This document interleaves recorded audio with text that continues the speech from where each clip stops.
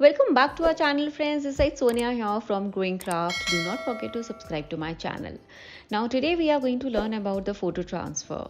For that we will be needing a glass jar, and in this one we are going to do our photo transfer. Now for the photo transfer we will be also needing our decoupage glue. If you don't have a decoupage glue, you can even use your Mod Podge or the glue which you use for your decoupage or mixed media art. Now we will be needing our flat brushes. If you are comfortable with round ones, go ahead with that. Now of course the very important thing is to have a sponge dauber so that it helps in removing all the wrinkles and bubbles from your images, and of course our varnish. So let's get started with the process. Whatever the supplies I have listed are there on our website at growingcraft.com. Do check that. Now here I have taken a print of a lot of pictures which I thought I will be doing for my image transfer, but the moment I thought of doing it in a jar, I thought this is just perfect with a very classy and a vintage look. So I'm just going to take out all the spaces which I don't want in my photo transfer or the image transfer process. Now this is a very simple printout on a regular print paper, and you need to make sure that there is no text. If it's a text, the process of printing becomes really different. Now here on the top of it, I'm going to apply my decoupage glue or the Mod Podge. You have to be really careful with this process. We need to make sure that there are no space left. It has to be covered with the decoupage glue or the Mod Podge completely. That's the reason I love using my flat brusher, because it makes my spreading of the glue work much more easier and faster. The image is very small, so I don't need too much of my glue or my Mod Podge, but you need to make sure that you apply it nicely. Once it is applied, you need to stick it in your glass bottle, and this is a very important step. The glass jar has to be super clean, and then you have to make sure that there are no wrinkles or bubbles out there. So here I am just brushing it off and trying to make sure that I stick this on my glass jar really well. And I'm also going to use my sponge dauber. I think sponge dauber is one of the best tools for your photo transfer or image transfers, because it really makes sure that it sticks to your base really well. So once this is done, I'm going to leave it to dry for at least 24 hours. This is very important. You have to make sure that you let it dry for 24 hours, and then we will be moving on to the next process. Now this is the day 2 and my image has dried out completely, and this looks really good.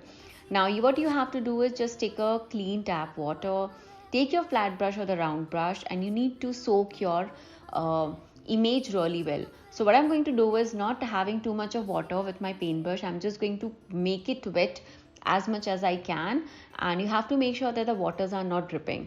Now photo transfer or image transfer are one of the amazing ways of doing a beautiful photo transfer on any of your surfaces. You can do this process on your glass jar. You can do your photo transfers on your tin jars, and they look absolutely gorgeous as a decor piece. Now once I'm done with this, I'm just going to take off all the extra water from the sponge, and then this is a very important step. Very slowly, with a very gentle fingers, you need to start removing the plies of your print. You have to be really gentle. You can't over rub it, you can't under rub it. So as you can see in this video clearly how slowly I'm doing it. I have not changed the speed of the video, just to make sure that you guys realize that how beautifully and how slowly you have to start doing your image transfer work.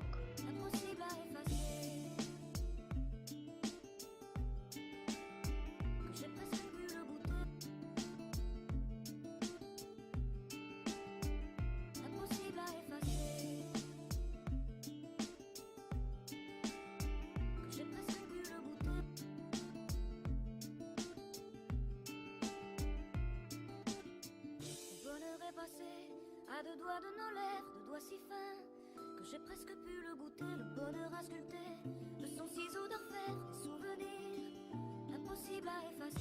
Le bonheur est passé à deux doigts de nos lèvres, deux doigts si fins que j'ai presque pu le goûter, le bonheur à sculpter, de son ciseau d'orfèvre, des souvenirs impossibles à effacer. Que j'ai presque pu le goûter.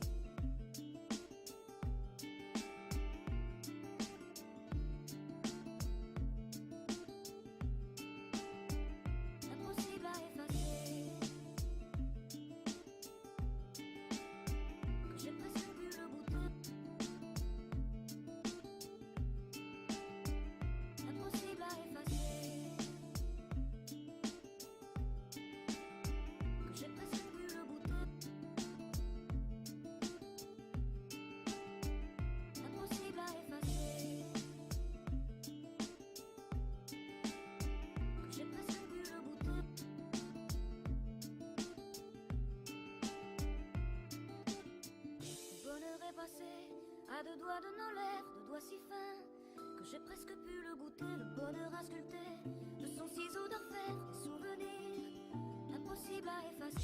Le bonheur est passé à deux doigts de nos lèvres, deux doigts si fins que j'ai presque pu le goûter, le bonheur à sculpter, de son ciseau d'orfèvre, des souvenirs impossibles à effacer. Que j'ai presque pu le goûter.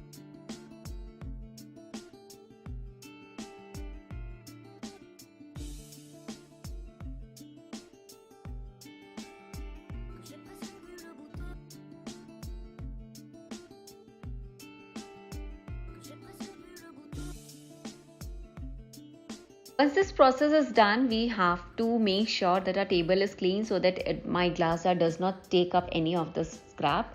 So once this is done, it's time to let it dry, and once this dries out, only then you have to start using your varnish.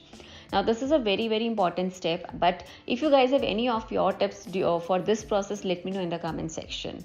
Now with a flat brush, I'm going to make sure that I varnish it really well. I'm going to apply at least 2 to 3 coats of varnish in this one. And with this, my photo transfer, my image transfer is done. As you can see in the video, the more I apply my varnish, the more my picture is becoming clearer. And this is a very easy technique to decorate any of your glass jars or your tin jars or create a beautiful home decor. I really hope you guys enjoyed this tutorial. Don't forget to subscribe to my channel and let me know your feedback in the comment section, guys. Thank you so much for watching. Take care. Enjoy.